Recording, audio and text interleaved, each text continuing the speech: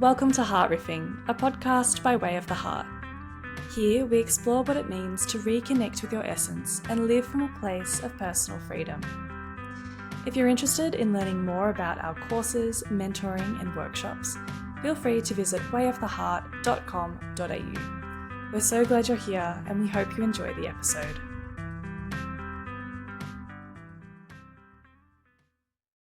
Hi and welcome back to Heart Riffing, a podcast by way of the heart. Today on the podcast, this is almost a part two to a conversation that we had a couple weeks ago about doing the work.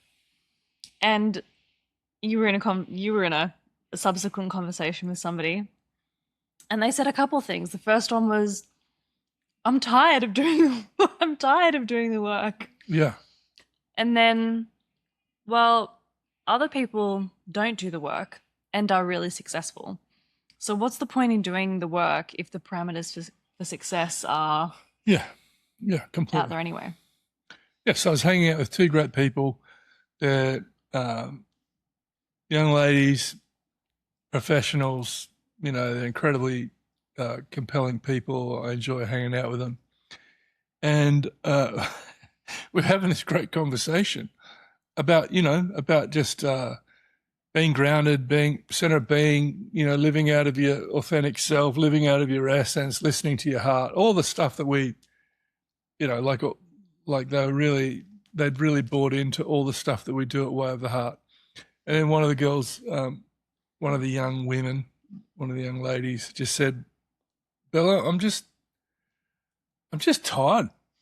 I'm just tired of doing the work, And then the other one just said, absolutely, I'm tired of doing the work as well. It's like, oh, yeah, okay, all right. Fair. So it was like we all tapped out and said, we're not doing any more work anymore. We're done. We're done, And then one of the observations straight after that was exactly what you just said. They said, well, we've got friends who've never done any work.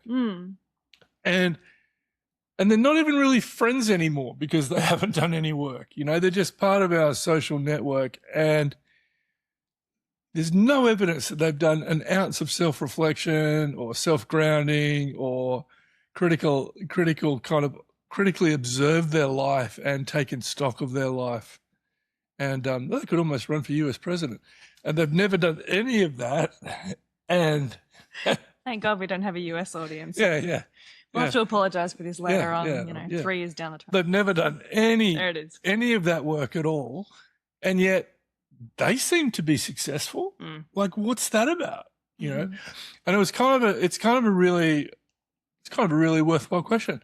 Why do all this? Why live from your heart? Other people don't live from their heart. They, ostensibly live from their ego. They live from, their pride or their anger or their resentment, or they live from their wound. Or they live completely emotionally dysregulated lives where, if they disagree with someone, they have no problem firing up and causing a scene, or dominating, like there's any, let's just pick the scale of kind of, not abhorrent, but let's just pick the scale of kind of the usual behavior that you could see on any given day in an environment where people clearly don't care. And they're just doing their thing, and they're not really taking the temperature or inwardly waking up or becoming centered. Totally, and there are entire industries that absolutely thrive on that. Yeah. And when you look at a lot of people in success who would be classified as, traditionally successful. Yeah. They're not getting there through. Really? No, they're not. No. So that's the observation. There's lots of people who seemingly aren't doing any of this kind of inner work, and maybe completely externally referenced, and they're like the antithesis of everything that we would talk about in Way of the Heart, and they seem to be doing just great. Yeah. And they seem to be really successful. And in fact, there's a book back there called Toxic Work, and it says that one of the characteristics, a lot of they would say that at least something like this guy did a study and found that 30% of the senior executives that they examined, he would say many of them borderline pathological narcissistic personality disorder. Right. So you go, well, how is it that the most pathological people, the Putins, the Trumps, the Netanyahus, the whoever your geopolitical villain is, right? How is it that these people get to positions of ultimate influence, and really, really, people who've done a lot of inner work potentially don't, or often don't, and they often may not occupy those positions of high power. What's that about? And if they don't, if you don't get the result from doing the work externally, you don't get a result, then what's the point of doing the work? It's kind of a fair call, right? It's a really fair call. I feel like we could answer this question in a really trite way and just say, oh, well, personal success doesn't matter. And it's like, that doesn't count for anything. Yeah. But of course, if you're living in the day-to-day, of course you want to be wealthy. Of course you want to be good at your job. Do you know what I mean? Like we can't completely eradicate this very human desire to. Yeah, well, I mean, because the kind of the assumption behind that is that, the good guy finishes last and the bad guy finishes first. Mm-hmm. And that could be a common perception. Mm-hmm. I think it's way too simplistic. Mm-hmm. That's a genuinely simplistic sort of way to approach this. I would probably really come at this completely left of center, right? Where where people are genuinely tired of doing the work, and they genuinely look at it and go, well, what's the value of the work? And the first thing that I would probably say about that is it really work? Mm-hmm. Like, is doing spiritual inner work, or is it like, yeah. Like I'm just not convinced that it's actually work. I've used that language. I've even used that language in the last month. People just need to do the work. They need to do the deconstruct. They need to lean into liminality. I can go into the whole Way of the Heart curriculum and say the feedback that we get from our first course, which we think is our easiest course or our most accessible course, is people go, I started doing the unlearning unit and I went, gee, I need to go out and buy a journal. Yeah. Because there's a lot of work here, right? And someone said, the work's really potent. And I went, okay, well, that's great. There's a part of me that goes, great. We're not kind of flogging off, a course that you can get off the back of a Cocoa Pops pack. Like, here's your life coaching course. But ding, enjoy your Cocoa Pops and a session with Greg and Jess, with Bello and Jess. Yeah, so I'm glad that there is this perception that we are offering substance, and I have fallen into the trap of calling it work, as other people have fallen into the trap of calling it work. But I don't really know that it is. It's not work as in, oh my gosh, I've got to do this. Mm-hmm. What a drag. I genuinely think, like, what else are we meant to be doing? Right. Actually, this reminds me of a conversation that we had today with someone who's been doing Way of the Heart for quite a while. And, they've been doing one of the courses and they said, it's taking me some time to get through it. And, when I'm in the busyness of life, I could be doing other things or put my energy elsewhere. But, when I do take the time to sit down, I just love it. I find this so rich. And I think that thing of really enjoying that process, that's not work. No. Do you know what I mean? So do you think, and I rarely ask you a question, but do you think that it's like, do you think that it's because we live in a culture that is so almost not just immune, but almost allergic to substance? It's a really good question. It's a provocative question. It's a good question, and I think it's a nuanced question because I think that we are in a time of pseudo-intellectualism where we sort of have enough soundbite or just enough information to make it look like we're giving an informed, opinion on something. But it is just opinion. And I don't think that that is a good substitute for actual deep knowledge. Substance. Yeah, and this feeds into a conversation that not just deep knowledge, but knowledge that comes through genuine experience or genuine engaging substance. Yes, and this is a conversation that we've had before in and around everybody can have an opinion on things like... Well, everyone has an opinion. On sociology or religion or theology, et cetera, et cetera. But that doesn't mean that they've gone and done anything. The years of inquiry and rigorous study and that kind of thing. And even if you didn't intellectualize it and say it was about study, it's like when I hang out with my nephew who listens to our potty, shout out to Cole. He's an electrician. Yeah. So it's like I say, can you come in and do this, this, this, and this? Like sponging off relatives for electrical work. Can you do this, this, this? And he goes, well, to do that, it involves this. Yes. Are you ready to do that? And I go, oh, okay. I didn't realize that you couldn't run a cable here and you couldn't do that. And that would mean this. And, because he actually engages me in the substance. He says, okay, it's fine that you want to do that. But just let me inform you what that involves. So to answer your original question then, I don't think that society is allergic to substance. I think that we're enamored with the appearance of substance. And I think that that's often used as a facade to actually doing that or getting into that depth. Yeah, so another mate would say, all hat, no cowboy. Yeah. Yeah, we like the idea of this. We don't like the execution of it. And so we could say, oh, we like the idea of being grounded or being spiritual or being inward or being, whatever word you want to put on it, but I don't want to do the work. But we're still falling into this trap of calling it work, and I don't think it's work. I think it's just, I know this will sound glib, but I do think it's just, who do you want to be? Like, do you want to turn, like, my observation would be a lot of the time when I'm working with people, they're not even showing up. Wait, say more about that. Well, like if you don't actually take some time, like humans are deep, profound creatures. Life is a deep, profound exercise. I mean, I would say it's the difference between being a surface swimmer and swimming at depth. Mm-hmm. Lots of things swim across the surface.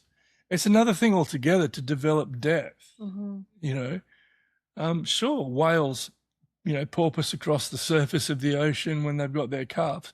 They're also completely able to go to depth, like to genuine depth. Yeah. And I think in the process of going to genuine depth, you start to experience life at a completely different level. Yeah. So you can skin across, I could go to endless social events, or I could have endless kind of engagements with people, and they all just bounce across the surface. And you can be enormously skilled at being kind of like a surface swimmer. Mm-hmm. And it's like you go a couple of levels deeper. Mm-hmm. Like, what's really going on for you? Mm. How are you? Just more substantive questions. What's happening for you? Mm. How do you process that? What does that mean for you? You go to those parties and you go, hi, I'm Bella, how are you? What do you do? Blah, blah, blah, blah, blah.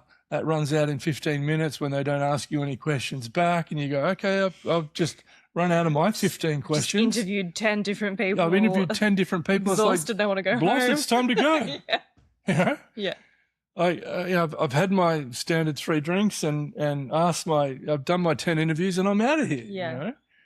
And then sometimes you go to an event and you just ask someone, and then it's like it just goes for boom, boom, boom, and you're like, oh wow. Mm. And you could sit and talk to that person for 2 or 3 hours. Mm-hmm. And it's not that you're transacting like, and when I grew up, this happened, and this is my childhood trauma, and this was, but you're not necessarily transacting deeply intimate stuff, but you've just stopped skimming the surface and you've dropped down. I don't actually call that work. I call that engagement. Right. I call that engagement with substance that feels like genuine connection, genuine intimacy, genuine sharing. So it's not work. Like I don't find those relationships work. I just find them empowering. I find them enlivening. So for me, is it really work at all? Or is it just getting to that place where you share the substance, and it's not academic substance or expertise necessarily. It's actually just you're transacting stuff that it's rich. Yeah. It's percolated. This kind of leads to a question, though, around two things. The first one is, I don't think a lot of people have knowledge on how to do that. And I don't think that there are a lot of spaces that cater to that. Right. Either. As in, like, if you go to you go to that social engagement, most of the people who you interact with either don't know how to go deep and have that genuine interaction because they haven't done it before, or they don't have a proclivity for it, or whatever it is. And even if they can, maybe that's not the time and place to do that. Do you know what I mean? I think there are very few areas that genuinely facilitate that. No, I think that's completely true. I ran into a guy that I went to school with when I was in Morocco. We're in the middle of Marrakesh, one of the crowdedest places on the planet. We're in the markets at Marrakesh, and I look up and I go, "There's this guy. I know that guy. He went to school here." And I called out his name, and he turned around and he, "Oh, how you going?" Then he asked me one of the deepest questions of my like. We did the 5 or 10 shallow questions, a couple of introductions because our wives didn't know each other, and then it's like he asked me, "So, are you still doing this?" And he actually said to me, "So, do you still have a faith?" Oh, okay. It's like, it's a Marrakesh market, dude. Yeah. And I gave such a wishy-washy answer that when we left, Bloss said to me, "Why did you say that?" Yeah. I was kind of like, it's a Marrakesh market. I felt like he gave me a minute to answer the question. Yeah. And then we're going to say goodbye. And never see each other again. I haven't seen him for 40 years. Yeah. And so I was like, what am I meant to do? It's like a really, really deep question. Like asking someone like me, what's happening with your faith? It's like, oh, yeah, I'm good. What I should have done in hindsight is I should have said, that's a really big question. Is when we get back to Oz, if you want to catch up for a meal or have a beer, I'd love to share with you what's gone on for me. Yeah. Knowing full well that I'm not going to get the call for, we're not going to do that. But that would have been a smarter answer than me trying to stumblingly explain the complexities of my journey out of institutional religion, right? So yes, I think sometimes sometimes the moment is definitely not the moment. And if I struggle to find adequate words to articulate that, I'm sure other people do as well, right? Yeah. I'm not short of words, but so often time and placement is not there. Does that really say to people, "Oh, well, because life is often transactional and fast paced and environments aren't ripe, that is that what creates shallow people?" I think you kind of touched on and not that we need to find an answer either. This is heart ripping, so we just riff about it. But I think when you said before, who do I want to be, or who's the person that I want to be? That's the question. I think that kind of lands on it. And when I look at me doing the work in my own life, I don't think I've ever looked at it as something like, okay, I'm going to get up and do the work today, or I'm going to get up and not do the work because I don't feel like it today. Yeah. Like, it's always just a consequence of, who do I want to be? What are my values? How do I live in alignment with completely. that? Because if I don't live in alignment with that, that doesn't feel congruent, and that sits in me and feels wrong. Yeah. And so I can't do anything other than... So it's attunement then. I think so. I think that's right too. I think that's very way of the heart. We're not asking you to connect to your heart because, do the work to connect to your heart. Do the deconstruct so you can be more woke, more realized. You can be a better human. Mm-hmm. You can make a better contribution. No, it's like, yeah, well, do all of that. Please swing away, do all of that. But really what we're saying is to live a life that is attuned with who you actually are, that is connected with the deepest part of you, there's nothing to lose in that. Totally. There's no downside to that, right? Absolutely. And I think also this is kind of the place of Way of the Heart. Like, we're not here trying to convince anybody of anything. No. Like, if you're listening to this, or if you're watching our reels, or you're on our socials and you just go, I don't know what these guys are on about, that's okay. Like, we're not for you. I think that what we're trying to do with Way of the Heart is we're trying to put a language around what it is to return to move towards freedom, towards freedom, and to return to a ground of being. And we're trying to like put, yes, to some extent frameworks, but we're putting language and trying to create space for that, because I think that there is a desire for that. I think people are hungry for that. Otherwise, I mean, there would be no audience, and we wouldn't be doing what we're doing. So it was interesting. It was interesting on that point. Like, one of the most realized people that I actually know, an artist, just said to her partner, said to her husband, I don't really get what ballet does. I just go, of course. She's one of the most internally referenced, completely self-aware, self-aligned, grounded human beings on the planet. So she reads the book and it goes, I'm not sure why you need to do this. Yeah, because you're doing it. Yeah. It's like you do it. Yeah. You've cultivated this life of being deeply aligned with your core, with your essence, with your heart, with how you want to turn up, where you want to live, what your craft is, the people that you want to hang out with. It's like you're doing Way of the Heart. So I guess to those of you, like, there is this point at which you're not doing work, but you say you do the 6 heart questions, which might feel at the front end like work, and then you just go, oh, this was really just clearing away some weeds. Yeah, right. This was just going through the orchard, which is my life, and going, oh, look, there's some lantana there, pull that out. There's some, lantana's a weed in Australia, oh, there's some ivy there, that could strangle a tree, or there's some old barbed wire hanging down there.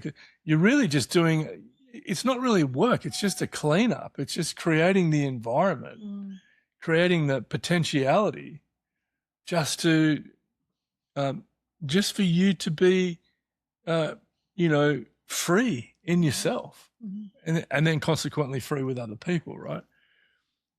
I do think that the thing that we started on is like, well, why do that if other people don't do that and they're successful? And I think that little equation, like, there's lots of people out there who don't do the work and they're going great. I would question the logic of that. Like, I'm not sure that correlates. I've never met anyone who completely ignores their inner life. Let's not call it work, because I've just blown that up, right? But I've never met anyone who's completely disjuncted from their inner life, who somewhere in their life, that complete absence of connection to heart doesn't show up somewhere as a deficit. I just don't know that you can go through life leading a life that's not connected to your heart and expect that that's not going to have any consequence. I don't know that you can go, well, I'm just going to surrender my whole life to living in my ego. I'm going to be competitive my whole life. I'm going to, I'm going to be bigger, better, best. I'm going to want to win. I'm going to want to double, if someone challenges me, I'm going to double down, I'm going to join the sailing club, but I want to become the best sailor. I'm going to join the golf club, but I want to become the best golfer. I'm going to go to work and I'm going to rise to the top. For me, that's a form of toxicity. Like, that kind of drivenness. I remember releasing a guy into life coaching. No, I didn't release him, but I introduced him to a version of life coaching. I wasn't doing it very well because I always hated the term life coach and I never wanted to be one. he said, "Can you come and do like this retreat, this spiritual retreat?" At that point, I was having an existential crisis in my faith, so I said, "No, I can't do that. I'll do a life coaching blurb for you." So I did 2 days life coaching, current state, future state, transition state. Let's map the difference, and he left that going, "I am going to become a life coach." It's like, okay, dude, you do you, boo. Good for you. And then later on, the shtick is like, he's like, "What are you doing?" "I am going to become the best life coach in Australia. I am the #1 life coach in Australia." It's like, I'm not sure that you get a leave pass for living a life like that. Right. That's not a grounded life. That's massive ego in that. Right. So like, I'm in the wellness industry to be the best. Yeah. Like, oh, okay. Okay. Like I'm running a pizzeria to be the #1 pizzeria in Australia. Yeah, maybe you should run a pizza because you love pizza. Yeah. This is that yes. Am I being mischievous here? No. The caveat that's coming up though is that which is what? Which is, isn't it normal to want goals though? Of course you want goals. Of course you have goals. As in like, I'm running Wave. I'm co-running Way of the Heart, but I have some goals behind that. I'm not. I mean, yes, I love Way of the Heart. I love what we're doing, but I also want to do well at this, and there are a series of goals that I have on the back of that, and I can't, Yeah, but so the argument with that would be have intention and have goals, but the goals and the intention serve the essence of the thing. The essence of the thing doesn't serve the goals. Mm-hmm. Serve pizzas because you love pizzas. Make the best pizza you possibly can because you love making great pizzas, right? Because you have this passion for pizzas. You just think this is the best thing to be doing. I just want to make great freaking pizzas, right? And then you get a client base that goes, "These are amazing pizzas." And then you go, "Yeah." And then suddenly, because you make great pizzas and you get some external validation, you go, "I want to have the #1 pizza shop in my area." And then all of a sudden, like, "I want to have a franchise of the best pizza shops in my state, in my city."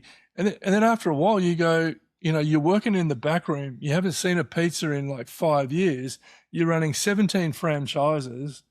Every pizza box goes out, the best pizza. You see it in pie shops. Yeah. Australia's #1 hamburger, Australia's #1 pie. Yeah. You go, "Really? Have you tasted every pie in Australia?" Like really? Yeah. I see it on every surf trip I go on. I go on a surf trip and I get to this town and it goes #1 pie, and then you just #1 hamburger, #1 French fry in Australia, and you just go like, I don't even know if you guys even like. Like, when was the last time you ate a pie? Yeah. It's a nonsense. Yeah. And I think I think that there's an inherent cost for that kind of nonsense. Yeah. For living out of your ego like that. Mm-hmm. I think you lose the substance. Mm-hmm. Totally. So my point would be, if you let the other energies, whether it's emotional energy or mental energy or ego energy, if you let that run the roost, and heart energy doesn't get to calibrate all those other energies with them and work with them, and it doesn't become a symphony of energy. If you let that rule the roost, there will be a cost. Totally. I mean, simply the person who's in their ego ends up needing to always be the best, #1. Yeah, totally. Yeah. Right? Yeah. Absolutely. The person who's in their head always needs to have the story that defines the convincing. day. Yeah. Needs everything to fit into their little logic box. I used to have this argument with my father-in-law, who was a very, very logical man, and but every conversation we ever had was always within his logic sphere. And if I couldn't get an idea to fit in his logic sphere, it wasn't really a valid idea. Yeah. And so we weren't actually having elevated conversations. What we were having is every conversation that fitted in that parameter. Do you know what I mean? Which was really just, the cost of that was that his scope of logic controlled the conversation. Yeah. We could never investigate We could never discover anything together because it always had to fit in that box. So I think that there's inherent costs for those kind of interactions. Or the person that always gets emotional when you're with them. Hi, how are you? Oh, I'm really, and you just go, oh, really? Oh, I just wish I never asked that question. You know? Yeah. Yeah, totally. I think like I think that we see that on a large scale too. Like you see the person who is a millionaire or a billionaire or whatever it is, and they've gotten to that point, but there is something in their life that has suffered as a result. Either it's family, or it's, you know, a social life, or it's that you have to continually grasp to maintain that. You're afraid of that. Or the friend who's the biggest victim. Totally. It's not just the super wealthy or the super successful person. It's the friend who's just the perennial victim. Yeah. And you go, oh, okay, here we go again. Yeah. We're doing this, right? And you kind of want to go do the work, but it's not really work. You kind of want to go, this is not you. Yeah, right. I'm not sure that you're turning up. Yeah. I'm having a relationship with your ego. I'm having a relationship with your projection. I'm having a relationship with your wound. I'm having a relationship with your, you know, your trauma, your anxiety, your whatever it is, right? I'm actually not having a relationship with you. So when people say, you know, like people who don't do the work are successful, I just go, yeah, I'm not sure. I'm really not sure. Which doesn't mean that the person who doesn't engage in a process, it doesn't mean that they won't become rich or they won't become influential. I mean, have a look, as we said before, have a look at geopolitics, right? It doesn't mean that. But I'm not even using that as a caveat of defining success. And neither am I using success as you'll become the most disenfranchised, bored, you know, introverted person because you won't be able to go out in public because of all the dysfunctional dead shits out there. No, I'm not trying, I'm not trying to do that either. You know, like the people who've really become centered were like the best. You know, like we're really beautiful. You're the real winner. Yeah. Everybody else is actually a loser. Yeah. So no, I'm not trying to create that dichotomy, but I am saying that, you know, the observation of our friends at the beginning of the story was like, I'm tired.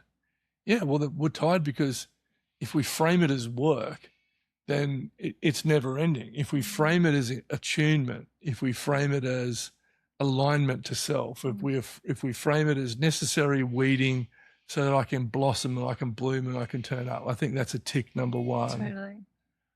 And then the second thing would be, I just don't know that anyone gets a leave pass from avoiding substance and doing the inner alignment piece. I mean, where's the win from not doing that? Totally. Well, they're really wealthy. Yeah. So what?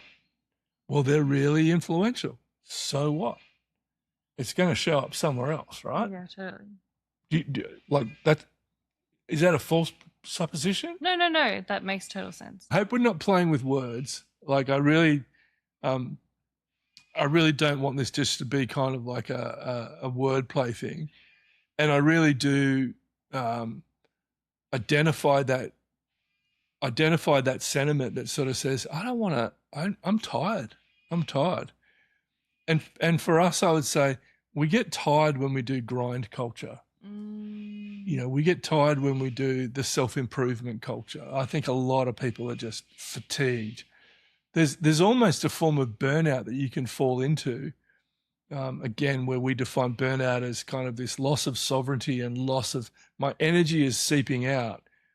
You can fall into that in the wellness space and in the wholeness space because, you know, that whole space so often functions off identifying a deficit in your life, getting you to go, hey, have you got this deficit in your life? And you go, oh, maybe I do. And then saying, well, here's what you've got to do to get rid of that deficit. And so it is the hamster on the, you know, mind you, hamsters on roundabouts could be delightfully happy. We don't know. We are projecting onto hamsters. Do you know what I mean? That's probably their essence. Yeah, they could be small brain, very happy, you know. But but yeah, that whole industry can thrive on getting you to, perpetually keep finding another thing and finding another thing and finding another thing and finding another thing. We're not prescribing that. We would never want to prescribe that. So I get the fatigue feeling that goes with that sense. All we're saying is, the way of the heart says it, I think really simply, is that there's a way of flowing, not dissimilar to water flowing down a hill, where you meet obstacles and you find your way around it. And that should not be work. That should just be flow. Yeah. So as a messy one, we're a bit all over the place. If you're still with us at this point, thank you for listening. Would love to hear your thoughts, and we'll see you in the next episode.